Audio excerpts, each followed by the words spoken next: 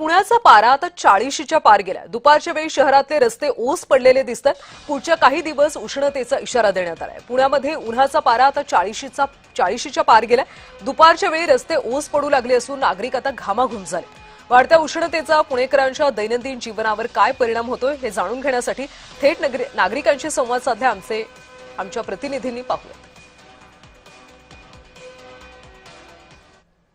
पुणे जिल्ह्यात तापमानाचा पारा जो आहे त्याने 40ची पार केलेली आहे।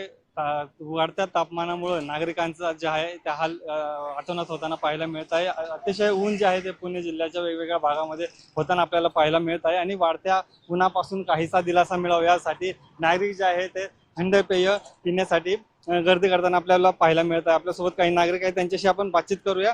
असं काय सांगणार, 40च्या वरती जे आहे पारा वाढल्याचं आपल्याला पाहायला मिळत आहे। ह्या उन्हामुळे काय कोणत्या प्रकारे आपल्याला त्रास होतो आणि आपण कसं संरक्षण करता स्वतःचं? नाही, सध्या 2-3 दिवसापासून उन्हाचं प्रमाण बऱ्यापैकी वाढलेलं आहे आणि त्यामुळं बाहेर दुपारचं फिरणं वगैरे आम्ही बऱ्यापैकी कमी करतो, पण वर्किंग असल्यामुळे फिरावंच लागतं म्हणा। आणि संरक्षण म्हणावं तर हेल्मेट वगैरे किंवा रुमाल वगैरे वापरतो आम्ही। घरातून निघताना म्हणजे सुती कपडे वगैरे किंवा रुमाल जे काही असेल डोक्यावर तर ते वापरणं आणि उन्हाच्या वेळेस बाहेर फिरणं सहसा टाळावं हेच प्रशासनाकडून तरी त्यांनी सांगितलेलंच आहे की तुम्ही दुपारच्या वेळेस फिरू नका, तर तेवढी काळजी घेतो आम्ही।